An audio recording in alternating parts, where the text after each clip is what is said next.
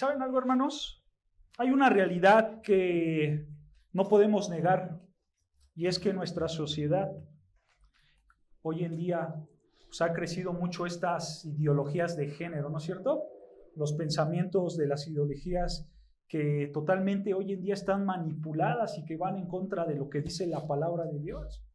Y hoy más que nunca, hermanos, nosotros tenemos que buscar la pureza doctrinal, ¿no es cierto? Tenemos que buscar la sana doctrina, porque hoy en día se enseñan muchas perversidades. El homosexualismo, el feminismo radical, ¿no es cierto? Que la mujer debe de estar sobre el hombre y el hombre debe ser pisoteado. Entonces, hermanos, realmente nosotros tenemos que buscar la pureza de la sana doctrina, porque estas ideologías falsas han entrado grandemente a la sociedad, pero ¿saben qué? Por desgracia también han entrado grandemente a las iglesias cristianas. Y por desgracia, hermanos, muchos apoyan a esas ideas dentro de la misma iglesia cristiana, que haya mujeres líderes, ¿no es cierto? Que haya pastoras dentro de las iglesias. Y esas iglesias, hermanos, por supuesto que se desvían porque ellas caen en un pensamiento a modo a sus intereses, a modo a su manera de pensar. Y nosotros sabemos que las mujeres sí son inteligentes, que las mujeres sí son capaces de hacer muchas cosas. Y probablemente, hermanos, las mujeres hacen cosas quizá mejores que los hombres, y eso es una realidad, ¿no es cierto? Las mujeres tienen muchas virtudes, eso lo sabemos, pero la Biblia no manda que una mujer sea líder dentro de la iglesia. La Biblia no lo manda. La realidad es que muchos de estos pensamientos están en las iglesias, ¿sabes por qué? Porque los hombres evitan sus responsabilidades primarias, empezando desde su casa. Los hombres no son líderes en su casa. Los hombres no trabajan en la responsabilidad que Dios les dio a ellos como cabeza. Y por supuesto, hermanos, si ellos no son líderes en su casa, no son esposos en sus hogares, por consecuencia, eso se va a ver transmitido en las iglesias. No van a ser los hombres líderes en las iglesias. Y por eso, hermanos, hoy en día las iglesias toleran este pecado. Y si no quiere el hombre tomar el liderazgo que Dios le dio para que ellos puedan ejercer el liderazgo dentro de la iglesia, pues entonces pon a una mujer. Y toleran ese pecado, ¿no es cierto? Y bueno, hermanos, de esto habla la iglesia que estudiaremos el día de hoy, que es la iglesia de Tiatira. No debemos de tolerar el pecado, hermanos, en nuestra vida. Así que acompáñame a Apocalipsis, capítulo 2, versículo 18. En adelante vamos a leer Apocalipsis, capítulo 2, versículo 18 al versículo 29. Vean lo que dice Apocalipsis, capítulo 2, versículo 18. Dice así la palabra de Dios. Y escribe al ángel de la iglesia en Tiatira: el Hijo de Dios, el que tiene ojos como llama de fuego y pies semejantes al bronce bruñido, dice esto: yo conozco tus obras y amor y fe y servicio y tu paciencia, y que tus obras postreras son más que las primeras. Versículo 20. Pero tengo unas pocas cosas contra ti, que toleras que esa mujer Jezabel, que se dice profetiza, enseñe y seduzca a mis siervos a fornicar y a comer cosas sacrificadas a los ídolos. Y le he dado tiempo para que se arrepienta, pero no quiere arrepentirse de su fornicación.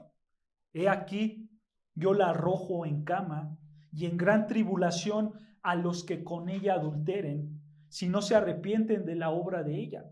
Y a sus hijos heriré de muerte, y todas las iglesias sabrán que yo soy el que escudriña la mente y el corazón, y os daré a cada uno según vuestras obras. Pero a vosotros y a los demás que están en Tiatira, a cuantos no tienen esa doctrina y no han conocido lo que ellos llaman las profundidades de Satanás, yo os digo, no impondré otra carga. pero lo que tenéis, retenerlo hasta que yo venga. Al que venciere y guardare mis obras hasta el fin, yo le daré autoridad sobre las naciones y las regirá con vara de hierro y serán quebradas como vasos de alfarero, como yo también la he recibido de mi Padre, y le daré la estrella de la mañana. El que tiene oído, oiga lo que el Espíritu dice a las iglesias. ¿Ok?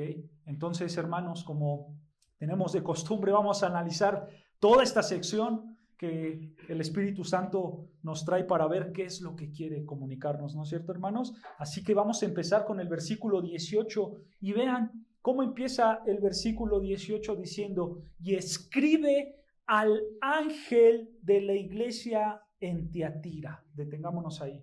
Escribe al ángel. El ángel, hermanos, o mejor traducido como el mensajero, ¿no es cierto? Aquí el Señor Jesucristo le está diciendo a Juan, quien está escribiendo esta carta, le dice: escribe al mensajero o al líder de la iglesia en Tiatira. ¿Ok? Esa es la idea. Escríbele al líder de la iglesia en Tiatira. ¿Saben? Esta carta, hermanos, que Juan está escribiendo para la iglesia de Tiatira, esta es la carta más larga de las 7. Es por eso que les dije que me tuvieran paciencia, hermanos, porque es una carta muy larga, son muchos versículos. Pero también, hermanos, esta carta está dirigida a la ciudad más pequeña de las 7 iglesias. O sea, es la ciudad más pequeña con el mensaje más largo que vamos a encontrar aquí en estas 7 iglesias del Apocalipsis. Actualmente, hermanos, la ciudad de Tiatira actualmente se conoce como Akhisar en Turquía. Puedes buscar en Google Akhisar en Turquía y es esa zona de aquí de Tiatira. Y Tiatira, hermanos, fíjense, tiene un nombre muy curioso. Tiatira. No se refiere a la tía de alguien, ¿eh? La tía de alguien, no se refiere a eso, hermanos. Aquí, hermanos, en la antigüedad, Tiatira antes se llamaba Pelopia, ¿ok? Pelopia. Pero un general del gran Alejandro Magno, este general llamado Seleucor Nicator, él fue a la guerra, hermanos, y estando peleando allí a la guerra, su esposa dio a luz. Y entonces uno de sus hombres vino rápidamente a decirle que su esposa había dado a luz y entonces nombró a esta ciudad Tiatira, porque Tiatira quiere decir una hija. Una hija, eso quiere decir Tiatira, una hija. Y esta ciudad, hermanos, de Tiatira se encontraba aproximadamente a 62 kilómetros, al sureste de Pérgamo. ¿Recuerdan? Pérgamo fue la que estudiamos anteriormente, ¿no es cierto? Ya hemos estudiado a Efeso, Esmirna, Pérgamo y ahora Tiatira. Pero ¿saben algo?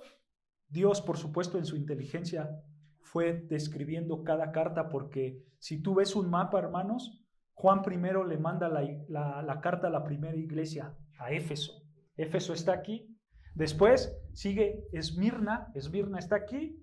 Después sigue Pérgamo está aquí. Y después va bajando Tiatira. Y entonces todo tiene una secuencia.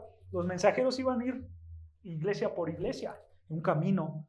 Por eso el Señor lo estableció de esta manera, una por una. Pero vean, esta ciudad, hermanos, la ciudad de Tiatira, era una ciudad muy vulnerable a los ataques, porque la ciudad de Tiatira se encontraba en medio de un valle, y eso la hacía altamente vulnerable. Todas las demás ciudades estaban arriba de montañas, arriba de colinas, pero esta ciudad de Tiatira no, estaba en medio de 2 valles. Entonces mucha gente la atacaba y fue, a lo largo de la historia, hermanos, la iglesia de Tiatira fue demasiadamente atacada. Pero era importante, ¿por qué? Porque esta ciudad de Tiatira tenía este corredor comercial entre Pérgamo y entre Esmirna. Y entonces ahí era un lugar donde se comerciaba mucho. Pero ¿saben, hermanos? También una característica importante de esta ciudad de Tiatira es que en esa época había muchos sindicatos. Había muchos sindicatos. Había sindicatos para todo. Y lo que más se comercializaba en ese lugar era el cuero, era el hierro y eran las telas. ¿Tú recuerdas a una mujer llamada Lidia, vendedora de púrpura, ahí en Hechos 6:14? Lidia era de esa tierra, de Tiatira, porque ella se dedicaba a vender las telas. Entonces, hermanos, cada profesión tenía su sindicato y cada sindicato tenía un Dios que adorar. Entonces, una ciudad 100% idólatra. Y si tú no adorabas al Dios del sindicato, entonces tú perdías tu trabajo. Pero de manera general, hermanos, ellos adoraban a Apolo y a Artemisa. Apolo y Artemisa en la mitología griega eran hermanos gemelos, hijos de Zeus. Y esto es importante entenderlo, hermanos, porque el gobernador de la época decía: yo soy igual que Apolos. Y como soy igual que Apolos, yo también soy hijo de Zeus. Y entonces me tienes que adorar. No solo adoras al Dios de los sindicatos, sino también adoras al Dios Apolos en general y aparte al gobernador que se creía hijo de Dios. Y esto es importante en su contexto, hermanos, porque quiero que vean cómo se presenta el Señor Jesucristo a esta iglesia. Vean, versículo 18, dice: y escribe al ángel de la iglesia en Tiatira. Escucha, aquí viene la presentación de Jesucristo, el Hijo de Dios, el que tiene ojos como llama de fuego y pies semejante al bronce bruñido, dice esto. Nota cómo se empieza el Señor Jesucristo a presentarse como el Hijo de Dios. ¿No es cierto? Está diciendo el Señor Jesucristo a la iglesia de Tiatira: yo soy el verdadero Hijo de Dios. No Apolos, no el gobernador, sino yo, Jesucristo, el Hijo de Dios.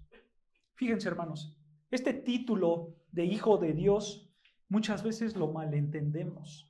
Porque cuando nosotros vemos la frase Hijo de Dios en la Biblia, luego nuestra mente se va a algo biológico, ¿no es cierto? El que fue engendrado de Dios, algo biológico, ¿no es cierto? O sea, Él es fulanito, el hijo de tal, ¿no es cierto? El hijo de X persona.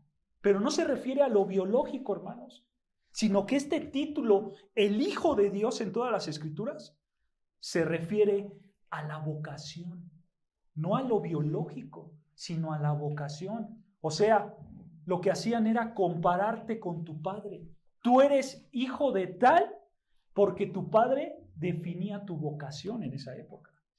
Se está refiriendo a lo que tú ibas a hacer, a tu vocación. ¿Ok? Entonces, hermanos, entendiendo esto, cuando hablamos que el Señor Jesucristo es el Hijo de Dios, nos está mostrando que Jesucristo tiene una infinidad de vocaciones, una infinidad de obras, una infinidad de trabajos que cumplir. Por ejemplo, Él es el Hijo de Dios porque Él cumple el papel de Adán. ¿Recuerdan? Dice la Biblia: por un hombre entró la muerte, por Adán, pero por otro entró la vida, Jesucristo. Y entonces Él está cumpliendo ese papel. ¿No es cierto? Otro, hermanos, también nosotros podemos ver en las Escrituras que Jesucristo es el Hijo de Dios porque Él cumple el papel de Israel. Israel, hermanos, fue la nación primogénita, la nación primera entre muchas naciones. Éxodo 4:22. Pero después, hermanos, Mateo compara a Jesucristo con Israel. Ahí en Mateo 2:13 al 15, lo compara y da a entender Mateo que Jesús es como Israel, el primogénito entre muchos hombres, pero sin pecado. Él es el primogénito, el que está hasta arriba, ¿no es cierto? Y entonces hay una comparación entre Israel y Jesucristo, porque Él es el Hijo de Dios. Esa era su función. Pero sobre todas las cosas, hermanos, Juan el apóstol, el mismo que está escribiendo esta carta del Apocalipsis, identifica al Señor Jesucristo como el unigénito. Él es el unigénito Hijo de Dios, ¿no es cierto? Esa palabra de unigénito quiere decir el único. Él es el único Hijo de Dios. Primera de Juan 4:9. Él es el único Hijo de Dios. Y entonces nosotros, hermanos, encontramos aquí que Él es el único Hijo de Dios, o sea, el único hombre y el único ser divino, porque no hay otro ser divino más que Él. Él es el único. Y entonces, cuando leemos el contexto de 1 de Juan 4:9, estamos viendo que Jesucristo es 100% hombre, pero también 100% Dios. Por eso tiene el título de Hijo de Dios. Esa es su función a cumplir, el ser el Dios igual a su Padre. ¿Se dan cuenta, hermanos? Entonces, cuando nosotros leemos que el Hijo de Dios ahí en Apocalipsis 2, que Él es el Hijo de Dios, entendemos simplemente que Él es Dios. Él es Dios. Por eso se está presentando de esa manera. Dios no es Apolos, Dios no es el gobernador, yo soy el verdadero Hijo de Dios porque yo soy Dios. Eso es lo que está diciendo aquí el Señor Jesucristo. Los demás son falsos, yo soy el verdadero. Y vean cómo sigue presentándose aquí el Señor Jesucristo en el versículo 18. Dice que Él es el Hijo de Dios, pero también dice que Él tiene ojos como llama de fuego. Detengámonos aquí, hermanos. Él tiene ojos como llama de fuego. El fuego, hermanos, siempre es asociado al juicio. Al juicio. Entonces, aquí nos está hablando que el Señor Jesucristo tiene ojos, tiene una mirada profunda para dar juicio. Él va a juzgar con una justicia perfecta a los pecadores dentro de esta iglesia en Tiatira. Él con esos ojos de llama, dice las Escrituras que Él ve absolutamente todo, ¿no es cierto? Porque Él es omnisciente, Él conoce todas las cosas, Él ve todas las cosas y con esos ojos de llama Él va a ver todas las obras malas y las va a juzgar, porque a Él no se le escapa absolutamente nada. Hermanos, tenemos que entender que nada sucede nada más porque sí. ¿Pasó esto porque sí? No, las cosas suceden por un motivo, hermanos. Y todas esas cosas que suceden, ¿sabes qué? Dios las conoce, Dios las ve, a Él nada se le escapa. Hay cosas que suceden alrededor de nuestra vida para probar nuestra fe, para ver qué tan comprometidos estamos como verdaderos hijos de Dios o como verdaderos hijos del diablo. ¿Tú qué decisión tomas, hermano, cuando tienes que hacer algo?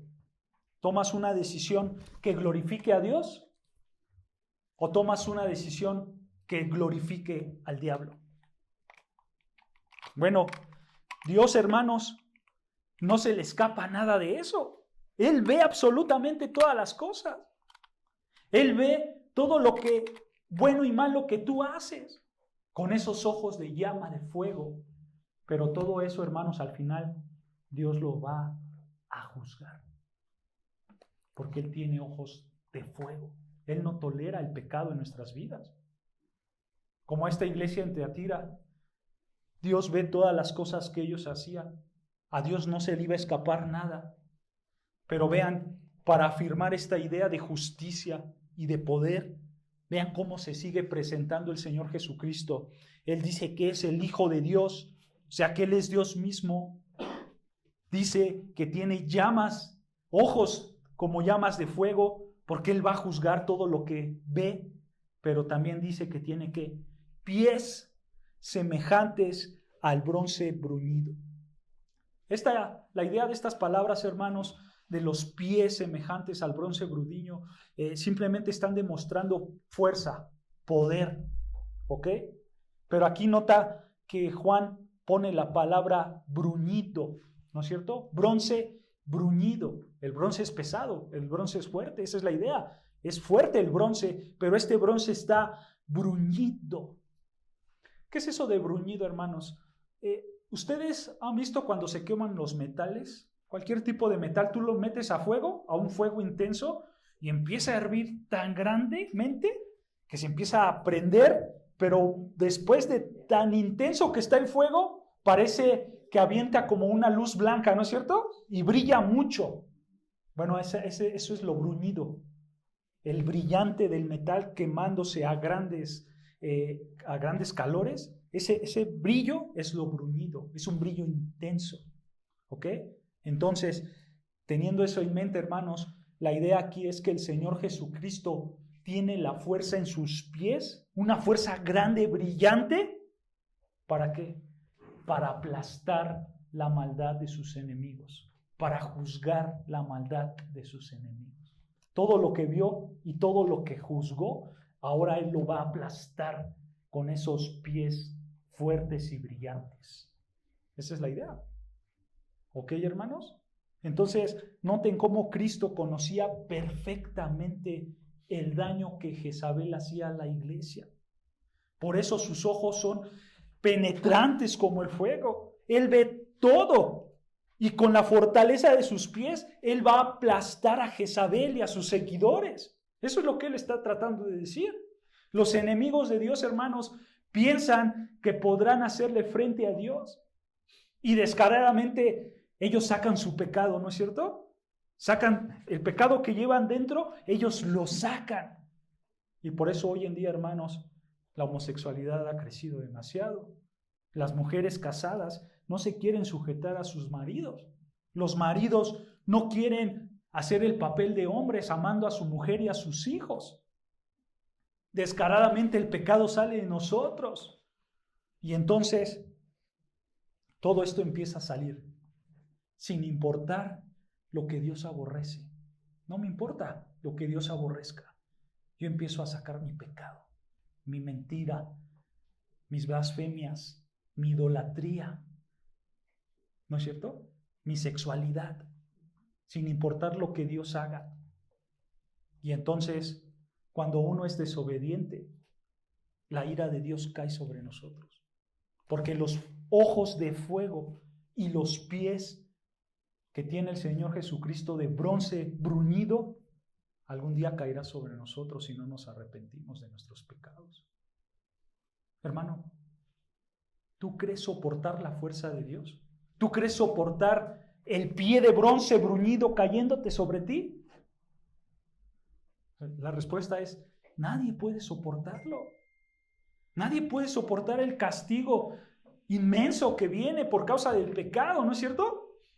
Mejor, hermanos, hay que mantenernos firmes y en obediencia al Señor, porque Él ve todas las cosas y Él juzgará con fuerza todo ese pecado.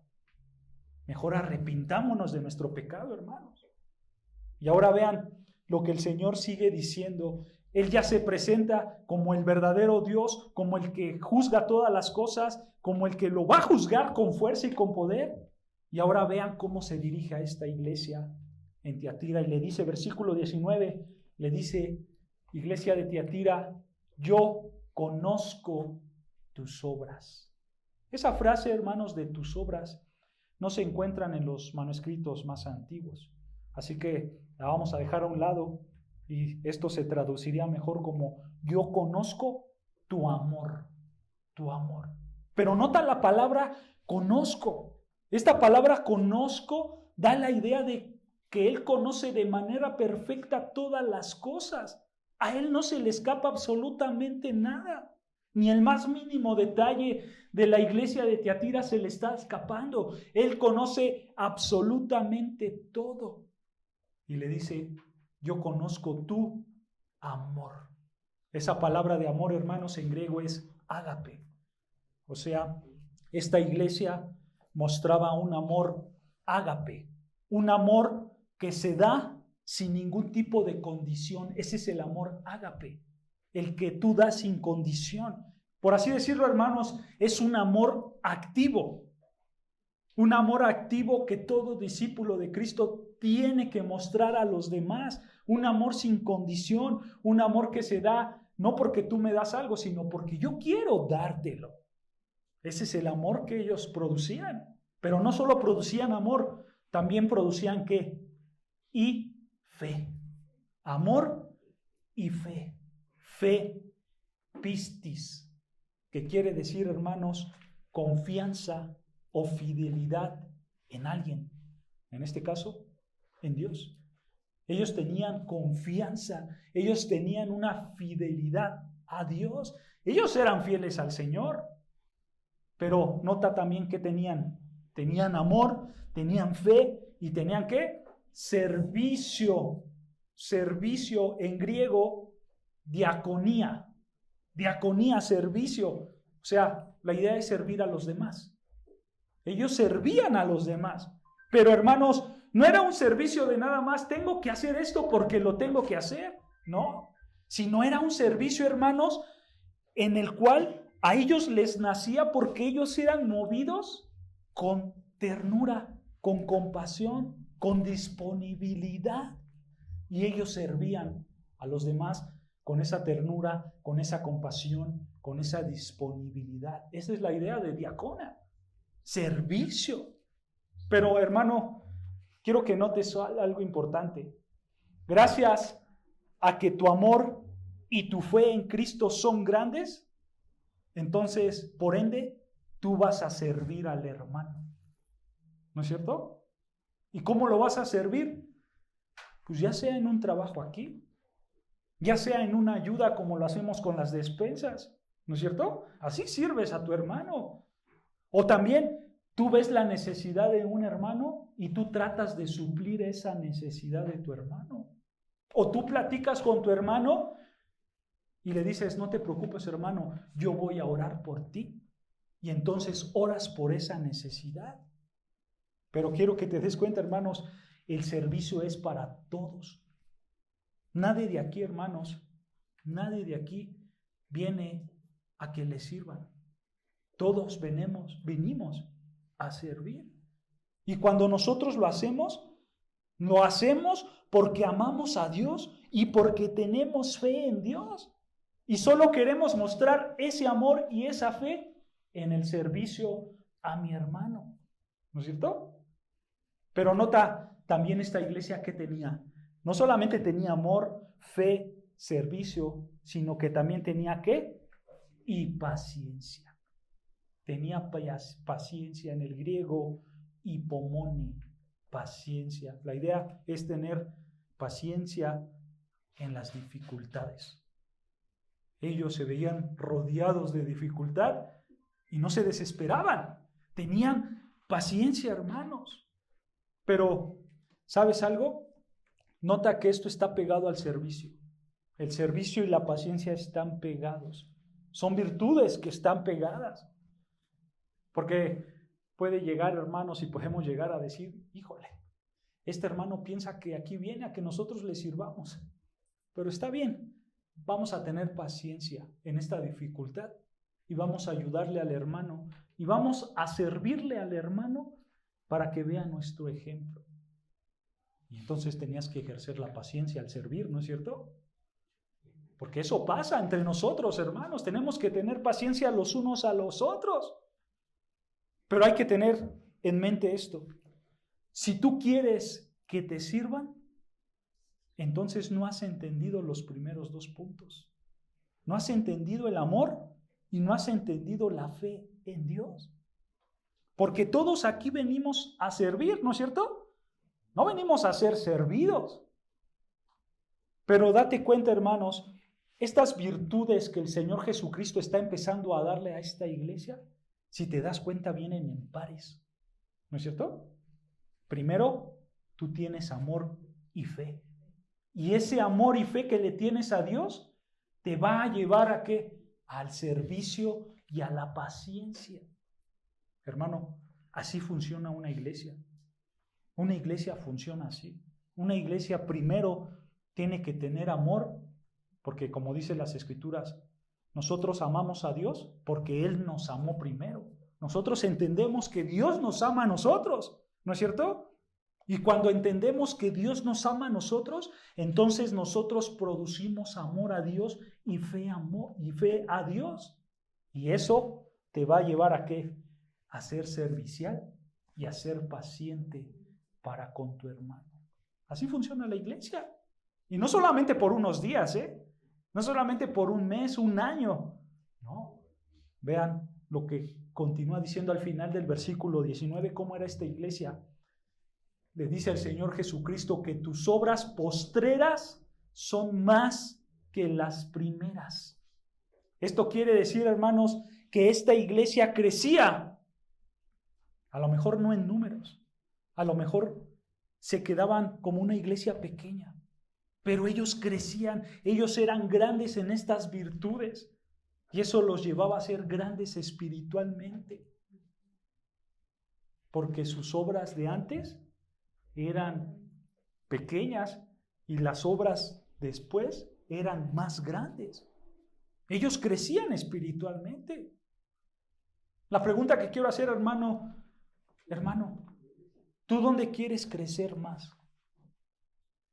¿En las cosas terrenales de este mundo o en las espirituales?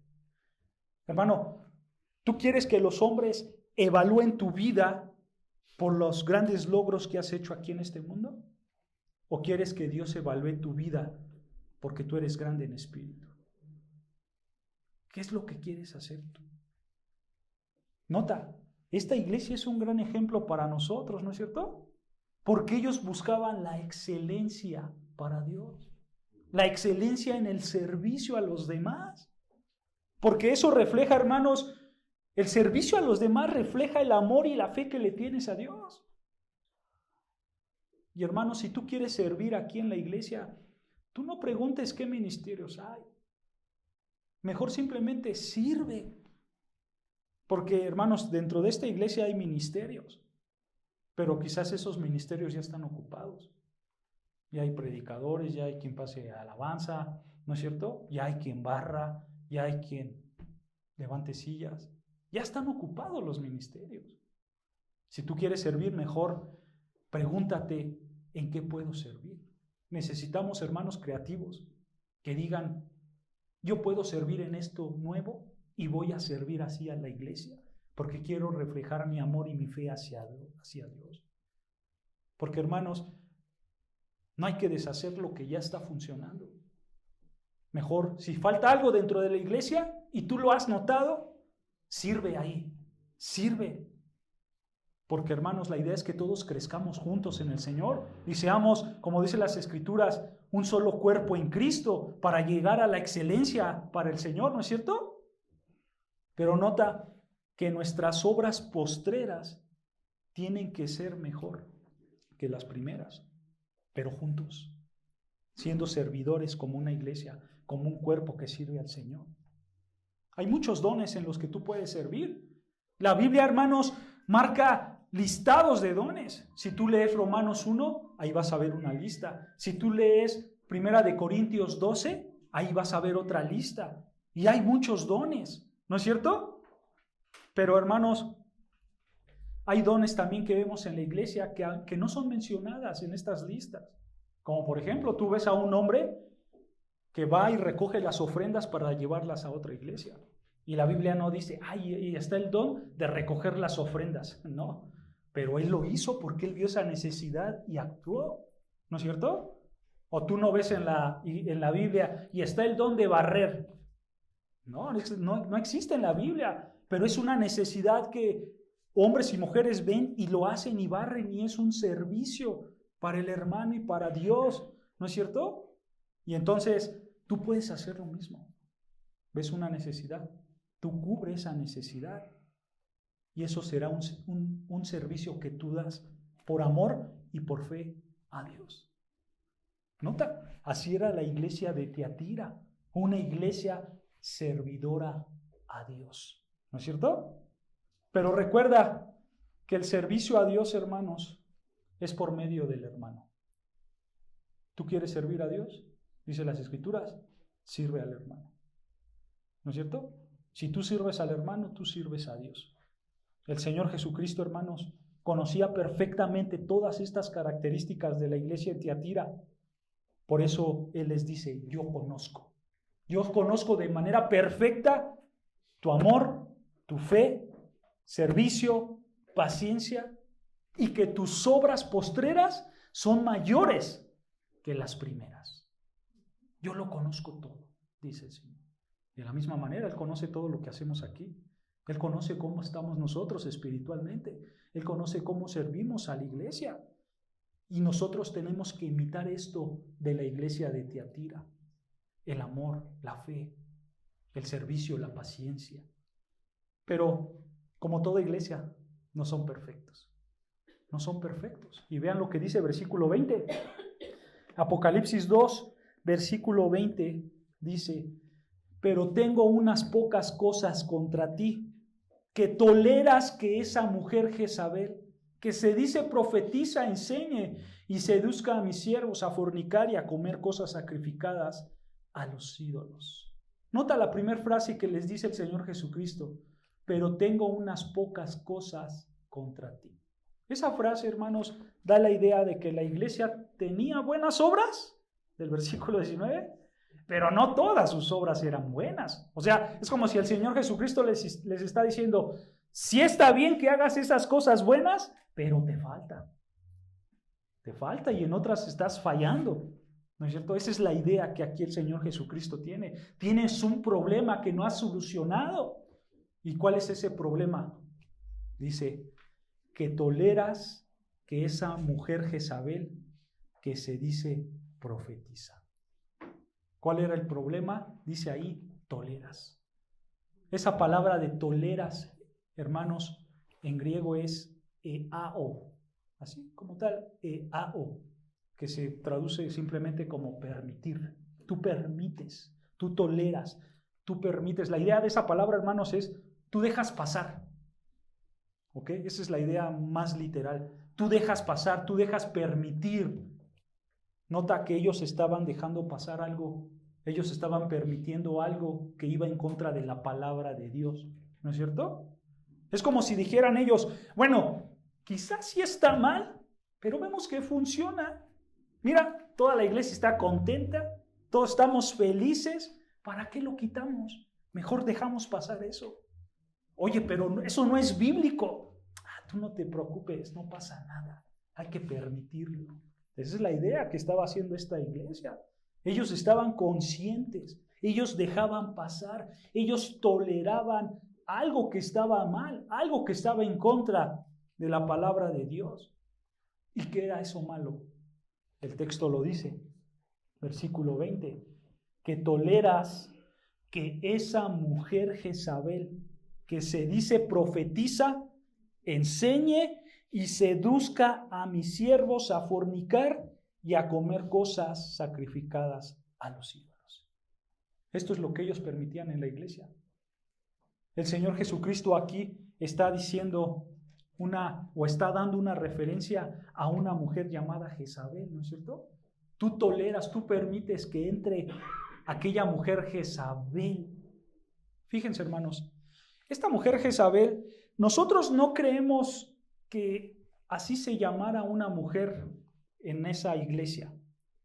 No creemos que existiera una Jezabel en la iglesia de Tiatira. ¿Por qué no creemos esto, hermanos? Porque hasta el día de hoy, un cristiano, y también en la época de la iglesia de Tiatira, creemos que no le pondría a su hija Jezabel. Porque hay una mujer Jezabel en el Antiguo Testamento y tiene una historia muy mala. Ahorita les voy a platicar de ella. Pero por esa razón, hermanos, nosotros creemos, porque esa mujer Jezabel del Antiguo Testamento era muy mala, nosotros no creemos que alguien le pusiera a su hija Jezabel. Porque, hermanos, sean sinceros, ustedes que conocen la historia de Jezabel del Antiguo Testamento, ¿ustedes le pondrían así a su hija? ¿Jezabel? O todos ubican a Judas, el traicionero, ¿no es cierto? ¿Tú le pondrías a tu hijo Judas, sabiendo la historia que lleva atrás? Pues no, a nadie pondría así a sus hijos, ¿no es cierto? Bueno, por esa razón nosotros creemos que no se refiere a una mujer que existía en esa iglesia y que se llamaba Jezabel, no.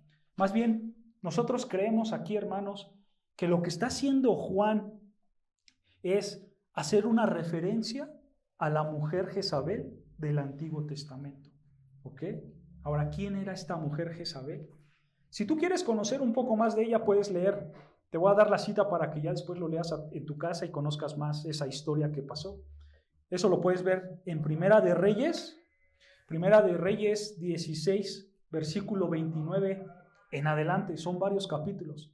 pero empieza en Primera de Reyes, capítulo 16, versículo 29, ¿ok? Tú lees de ahí en adelante y vas a poder encontrar la historia de esta mujer, pero te voy a hablar un poco para que tengamos el contexto. Jezabel, hermanos, del Antiguo Testamento, esa mujer era una hija de un hombre sidonio. Por lo tanto, como era de un hombre sidonio, por lo tanto, ella era adoradora de Baal. ¿Ok? Ella era adoradora de Baal. Esta mujer Jezabel, dice la historia bíblica, que se casó con un hombre llamado Acab. ¿Quién era Acab? Acab era el rey de Israel, de las tribus del norte.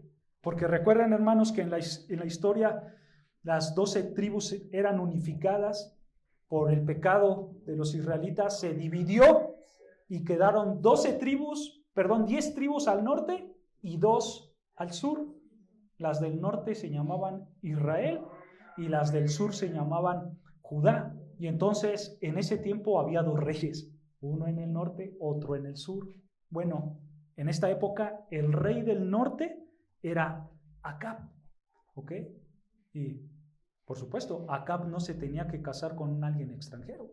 Desde ahí empezamos mal. El rey empieza a pecar y se casa con una mujer extranjera, adoradora de Baal, que es esta mujer llamada Jezabel. ¿Ok? Y entonces, hermanos, vemos que esta mujer Jezabel era una mujer muy mala, porque ella empezó a perseguir a los profetas de Dios. Podemos decir que ella era una enemiga de Dios. Ella persiguió y amenazó a muerte a los profetas y a uno de los más grandes profetas, a Elías. Lo persiguió muchas veces, lo quiso matar. Y entonces, hermanos, vemos que era una mujer mala. Pero ¿saben también qué hizo esta mujer? En la historia cuenta la Biblia que había un hombre llamado Nabot. Y Nabot tenía un terreno muy grande, pero ese terreno estaba al lado o muy cerca del palacio real. Y entonces el rey quería quería ese terreno. Y Nabot no lo quería vender. Y entonces Jezabel le dijo, pues no te preocupes, es muy fácil, mátalo y nos los quedamos.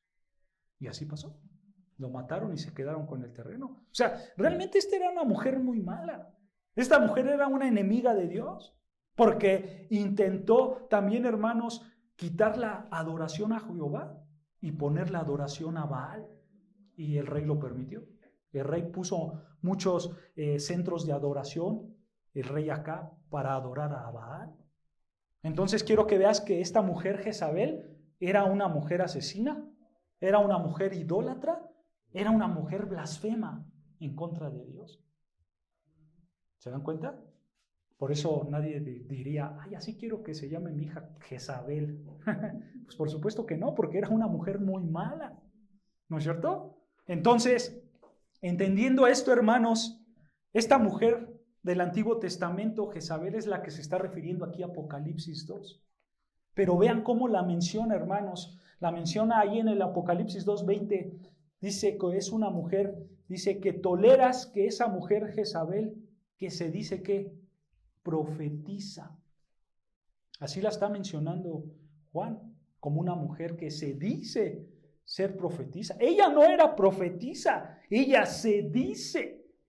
Es como, ¿y usted quién es?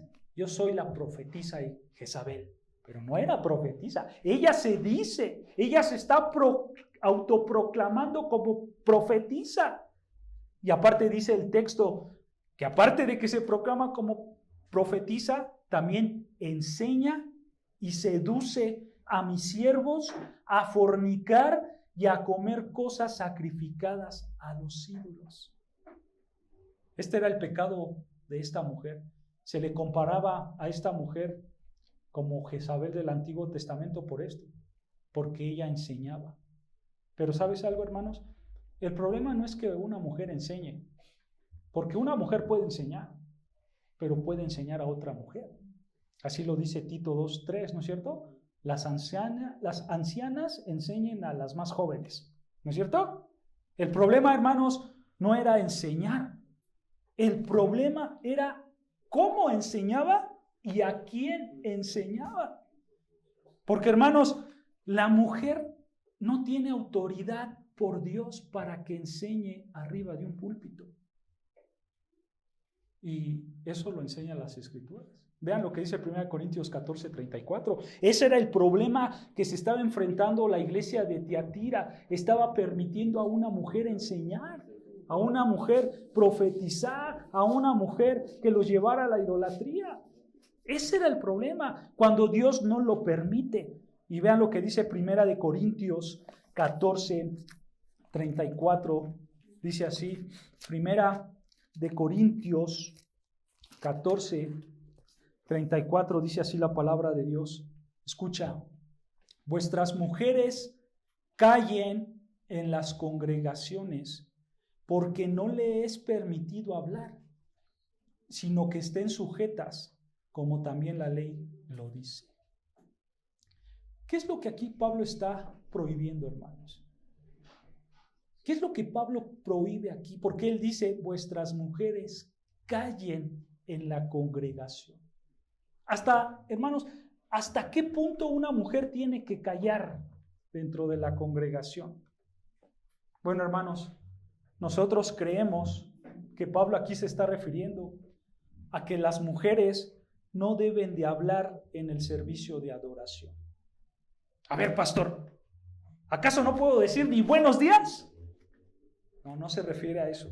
Permíteme, antes de que me quieras colgar, déjame explicarte, hermanita. Permíteme qué es lo que aquí Pablo está diciendo. Pablo aquí está prohibiendo, hermanos, y él no está diciendo que te debes de callar absolutamente todo y debes estar calladita. No se refiere a eso, sino que se refiere, escucha, a que la mujer no debe de tener una función de liderazgo dentro de la iglesia. Eso es lo que está diciendo. Y ahora vas a decir, ¿y eso dónde dice? Pues aquí no lo dice. ¿Dónde lo dice? Bueno, vean lo que dice el versículo 34, vean, tenemos que leer con atención.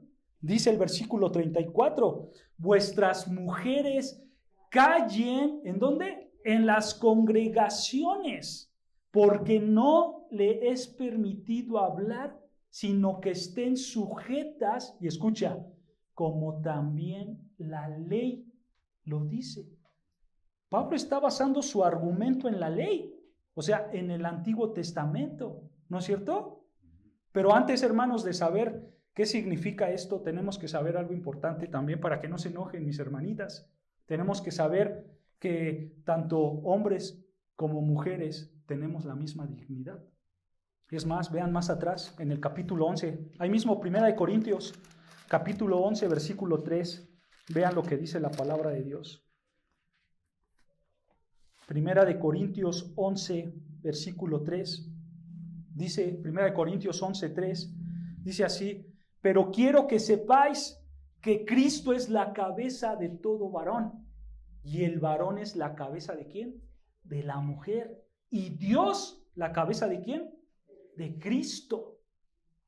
O sea, así como el Padre y Cristo son iguales en esencia, pero son diferentes en funciones, así también el hombre y la mujer.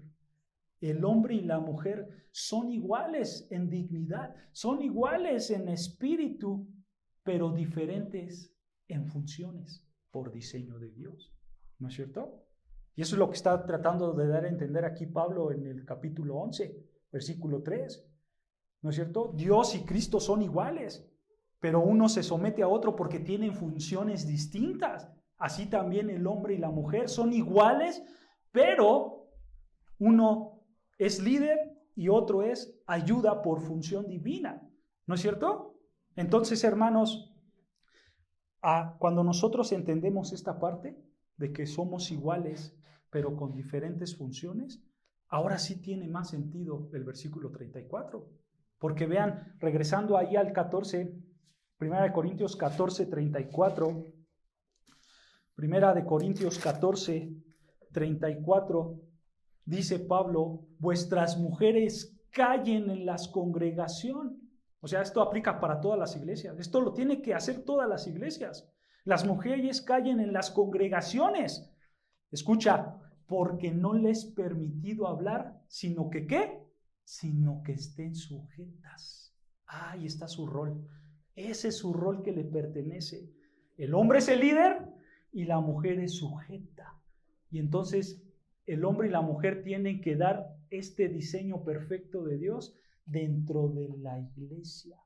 Por eso ellas no podían hablar en las iglesias y no pueden hablar en las iglesias porque ellas tienen que estar sujetas a su marido. Y Pablo añade, y como para reforzar la idea, por así decirlo, dice, como también la ley lo dice. Él está usando el Antiguo Testamento, ¿no es cierto? Pero lo que está diciendo aquí es que en las congregaciones la mujer no puede ejercer el liderazgo, no puede hablar arriba de un púlpito, no puede enseñar a hombres, como también lo dice la ley. La ley, ¿qué dice? El hombre es la cabeza y la mujer ayuda. Y esa es la función de cada uno, según el diseño de Dios, ¿no es cierto? Pero alguien puede decir, pero pastor, ¿dónde dice eso en el Antiguo Testamento? ¿Dónde dice que la mujer se debe de someter al liderazgo del hombre? Lo dice en muchas partes, hermanos. En muchas partes del Antiguo Testamento. Pero solamente para que tengan una idea, hemos estudiado Génesis 2, ¿no es cierto? Allí en Génesis 2, Dios se dirige a Adán y Adán le dice, oye Adán, no puedes comer de este árbol, del fruto del bien o del mal, porque si tú comes de él, ciertamente morirás. Dios, ¿a quién se dirige? A Adán, y le da a Adán esa orden para que después él la dé a todos los demás. ¿Por qué? Porque eso demostraba el liderazgo de Adán. Es más, para esa época ni siquiera Eva existía. Eva todavía no existía. También, hermanos, si tú lees Éxodo 28:1, ahí está la historia de Aarón. Y Aarón lo que hace es escoger a sus hijos para que fueran sacerdotes. Él nunca escoge a sus hijas. Él solo escoge a sus hijos. Otro punto de destello, los hombres están formando un liderazgo, ¿no es cierto? ¿Sabes otro argumento también muy importante? Ningún autor del Antiguo Testamento es mujer. ¿Por qué será? ¿Por qué será que Dios no quiso revelarle sus planes perfectos a una mujer? Es más, hay libros que no sabemos quién los escribió, y dentro de los salmos, hay salmos que no sabemos quién los escribieron, pero la tradición dice que todos fueron hombres, no mujeres. ¿Se dan cuenta? Porque esto está apuntando, hermanos, al ministerio de liderazgo por parte del hombre. Otro dato, hay un ministerio muy importante llamado el ministerio profético, pero un ministerio profético permanente. Eso quiere decir que ellos eran profetas que Dios siempre le estaba hablando a ellos, siempre a ellos, siempre a ellos. ¿No es cierto? Así como lo tuvo Isaías, Elías, Jeremías. Ellos tenían un ministerio profético permanente, pero eran hombres. No existe Daniela, no existe Jeremíasa, no, eran hombres, todos eran hombres. ¿No es cierto? Si te vas al Nuevo Testamento, exactamente lo mismo. Los 12 apóstoles eran hombres. La iglesia empezó a tener pastores, no pastoras. Todos los libros también fueron escritos solo por hombres, no por mujeres. Porque ese es el ministerio del hombre, tener el liderazgo. En términos espirituales, hombre y mujer somos iguales. En términos de función, somos diferentes. Y vean, Pablo lo vuelve a afirmar, versículo 35, vean, versículo 35. Y si quieren aprender algo, pregunten en casa a sus maridos. Y vean la razón, porque es indecoroso, o sea, es inapropiado, es moralmente malo, esa es la idea, es moralmente malo que una mujer hable en la congregación. O sea, lo que está diciendo Pablo es que una mujer se ve moralmente mal al querer tomar un rol que no le corresponde. Eso es lo que está diciendo Pablo aquí. La mujer se ve mal al querer tomar el liderazgo dentro de la iglesia. Ahora quiero que notes que aquí está hablando dentro de la congregación, ¿no es cierto? Dentro del servicio de adoración. Y esto, hermanos, es un ánimo para ustedes, mujeres, porque tú sí puedes enseñar, tú sí puedes orar, tú sí puedes hablar, pero dentro del contexto apropiado.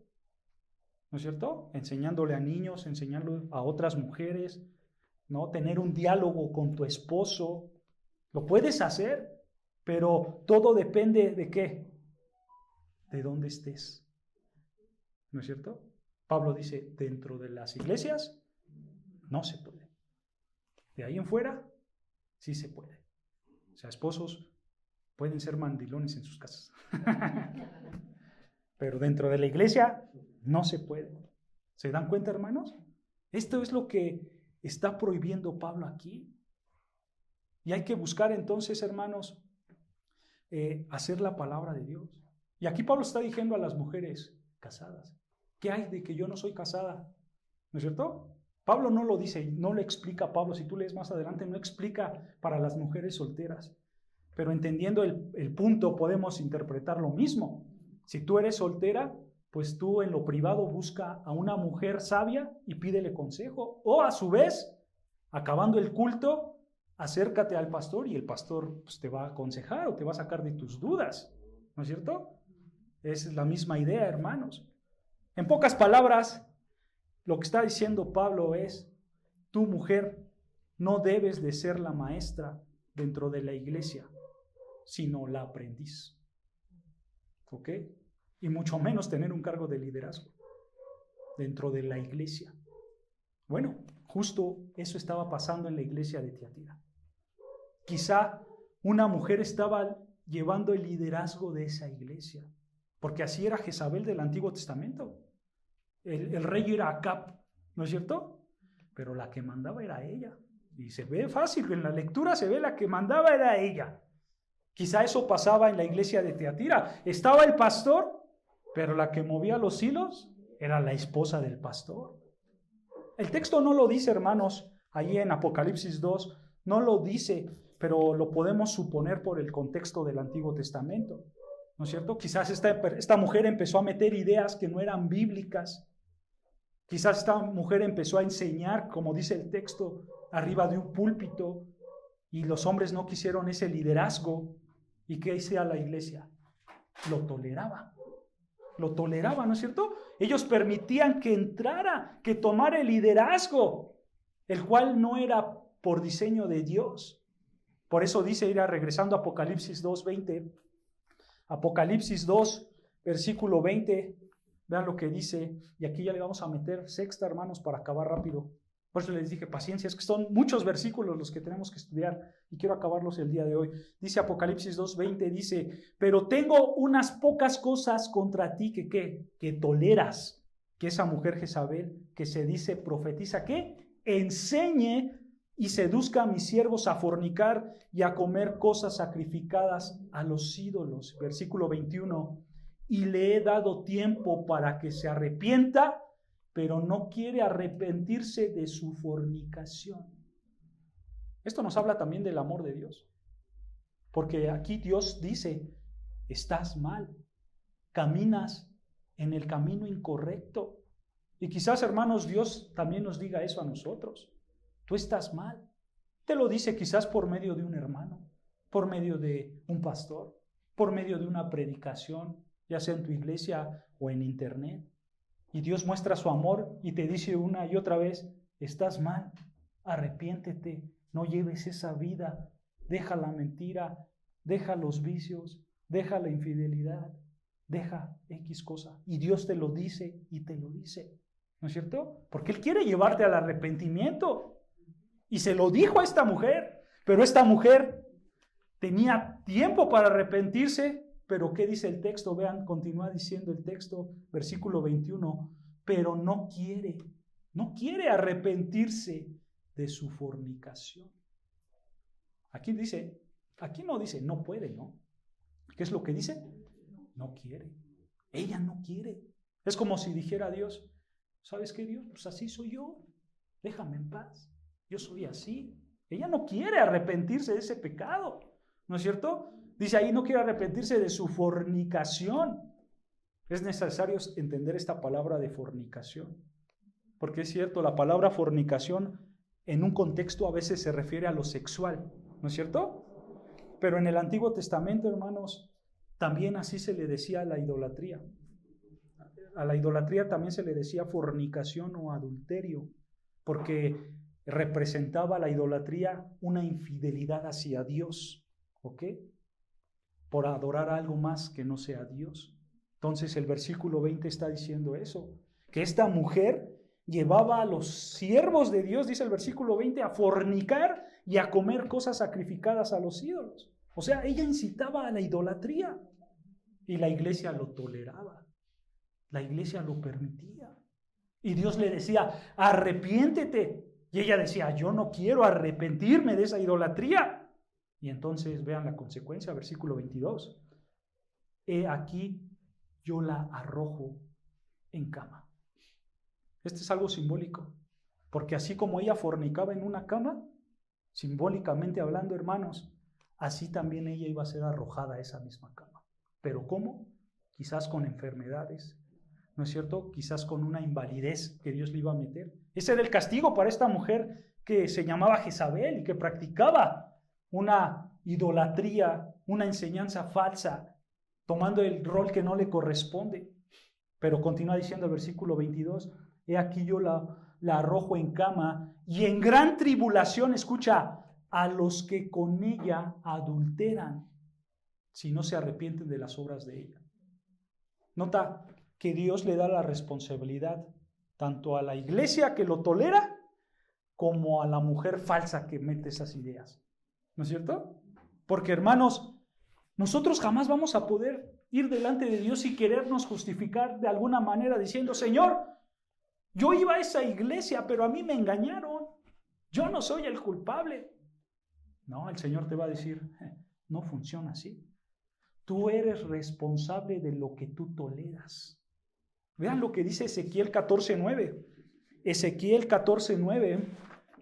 El profeta Ezequiel 14:9. Vean lo que dice el profeta Ezequiel 14, versículo 9. Dice así la palabra de Dios. Escucha. Y cuando el profeta fuere engañado y hablare palabra, yo Jehová engañé a tal profeta y extenderé mi mano contra él y lo destruiré en medio de mi pueblo. Y llevará, escucha, esto es importante, versículo 10, y llevarán ambos el castigo de su maldad. Como la maldad del que consultare, así será la maldad del profeta.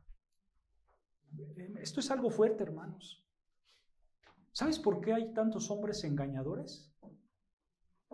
Por esto, dice el texto, y cuando el profeta fuere engañado y hablare palabra, escucha, yo Jehová engañé a tal profeta.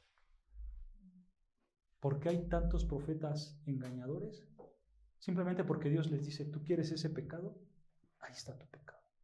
Y Dios les da falsas profecías para que se consuman en ese pecado falso.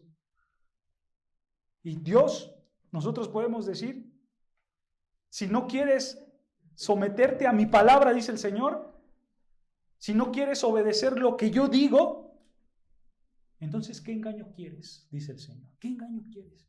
Yo te lo doy. Solamente pídelo. Es que a mí me encantan que me digan, la fuerza está en ti. Soy un campeón. Y si yo lo visualizo, se hace realidad porque yo soy positivo. Y así va a venir la salud y así va a venir la prosperidad. Dice el Señor, ¿quieres eso? Está bien. Ahí te va un profeta que te hable eso. Y ¡pum! Pero ojo, dice el Señor, ojo, no se te olvide el versículo 10. Y llevarán ambos el castigo de tu maldad. Como la maldad del que consulta será igual al que profeta. ¿Se dan cuenta? Los dos serán responsables. Los dos recibirán el castigo. Hermano, tú tienes la responsabilidad de no tolerar la falsa enseñanza, de no tolerar ninguna herejía. Tú no puedes permitir que tu iglesia existan Jezabeles. No puedes permitir que una mujer tome el rol de liderazgo que no le corresponde por diseño divino. Y no porque sea mujer, sino porque no es su rol, no es su trabajo, no es lo que Dios le ha dicho que haga. Y por supuesto, tú no debes de permitir estas herejías en tu vida misma. Porque el Señor te puede decir, ¿tú quieres eso? ¿Tú quieres el engaño? ¿Tú quieres la homosexualidad? ¿Tú quieres las riquezas vanas? Mujeres, ¿tú quieres que una mujer lidere tu iglesia? ¿Tú quieres que los hombres no tomen su responsabilidad como hombre? ¿Tú quieres la fornicación, la idolatría? Está bien, ahí te va. Y el Señor te condena a eso. Y el Señor te lleva a ese pecado. Hermanos, salud. Pablo dice que llegará algún día, así lo dice Pablo tal cual en 1 Timoteo 4:3. Él dice que llegará algún día donde no se sufra la sana doctrina. Dice, donde no se sufra la sana doctrina. 1 Timoteo 4:3. La gente, hermanos, quiere todo cómodo, ¿no es cierto? La gente no quiere sufrir. Es más, aquí ustedes nos han dicho, hermanos, y gente que ha venido y se ha salido, también nos ha dicho, aquí se predica la sana doctrina y damos gloria a Dios y nos esforzamos para que así sea, para que se predique la sana doctrina. Pero sabes, hermano, esta sana doctrina no llega a nada más así. Esta sana doctrina se sufre, se duele, porque la sana doctrina se sufre. Sufres al aprenderla, sufres al aplicarla a tu vida porque te tienes que negar a ti mismo, ¿no es cierto? Y entonces, hermanos, nosotros tenemos que trabajar en esto. Si no, vamos a tolerar lo que toleró la iglesia en Tiatira. Y el Señor nos va a decir, ¿tú quieres eso malo? Entonces te condeno a eso malo. Pero vean, hermanos, regresando a Apocalipsis 2:23, Dios no solamente estaba condenado a Jezabel, tampoco solo condenaba a los que escuchaban a Jezabel, sino que también vean, versículo 23, Apocalipsis 2:23, y a sus hijos heriré de muerte. Hermano, tu contribución al pecado llevará a que tus hijos vayan al pecado. Si tú pecas, tus hijos van a pecar. Y al final Dios también los va a castigar. Esto es algo fuerte, ¿no es cierto? Mi pecado puede hacer que mis hijos pequen, que mis nietos pequen. Decía las Escrituras, y llevar esa maldición hasta la 4ª generación, porque tú eres un pecador. Tú te dejas llevar por esos deseos pecaminosos y tus hijos ven eso y ellos van a querer hacer lo mismo, igual que tú. Y entonces Dios los va a castigar, los va a herir de muerte, porque ellos siguen sus pecados. No siguen la voluntad de Dios, ¿se dan cuenta?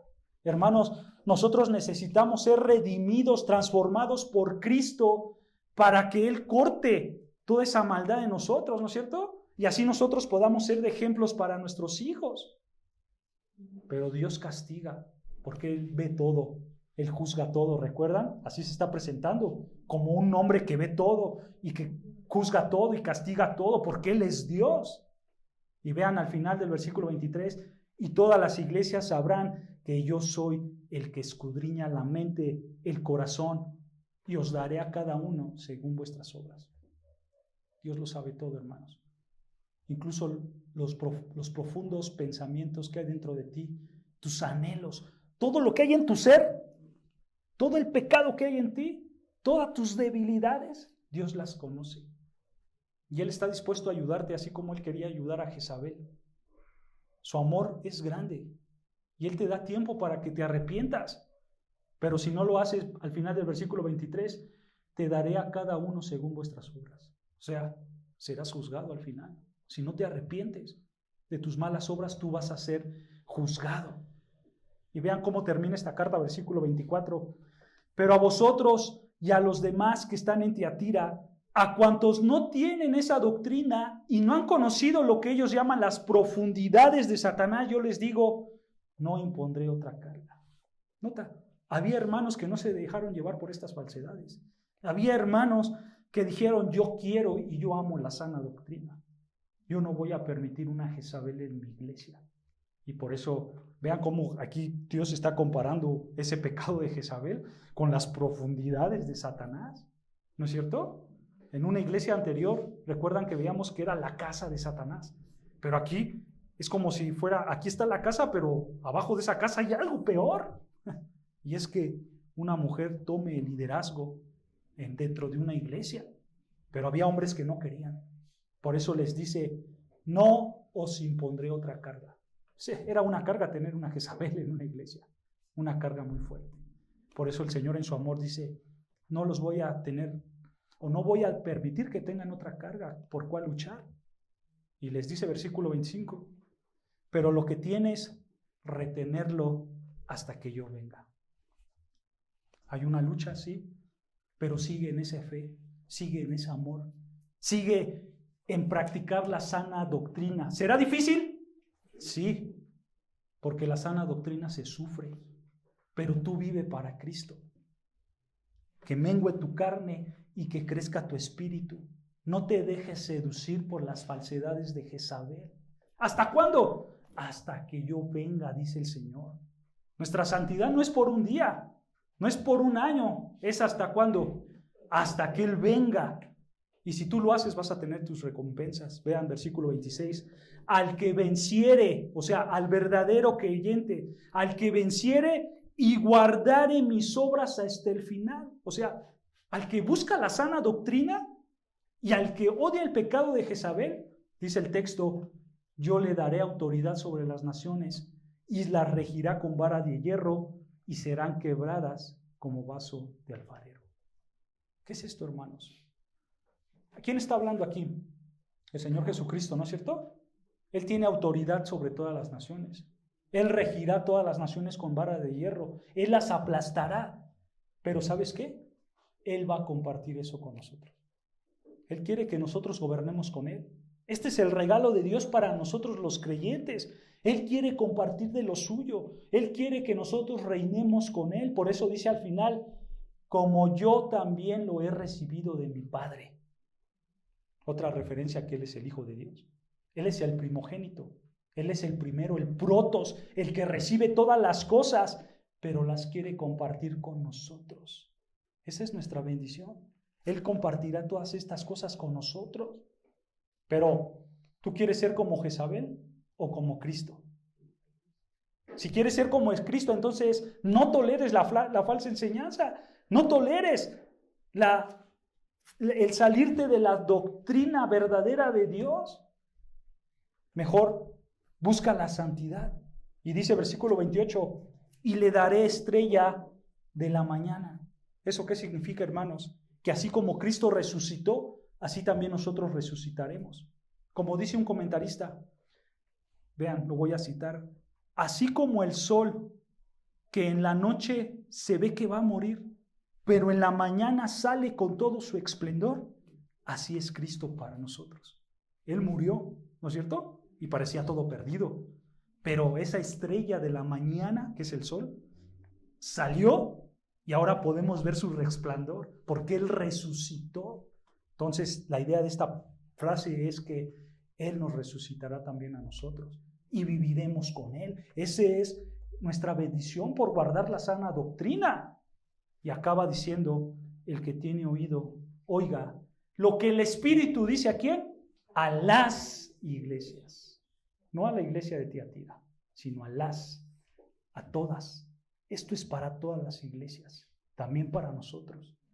Nosotros no tenemos, hermanos, que tolerar el pecado. Nosotros no tenemos que tolerar a las Jezabeles, a las falsas enseñanzas. Mejor que nuestra vida esté llena, hermanos, no de una idolatría, sino de una sana doctrina para ser mejores para Dios. Suframos la sana doctrina. Y hermanos, no seamos Jezabeles modernos. No toleremos esa maldad, ni en nuestra vida, ni en la iglesia. Mejor seamos buenos adoradores de Dios porque obedecemos la palabra de Dios. Y esta será nuestra recompensa, estar con Él para siempre. Amén. Oremos al Señor, hermanos.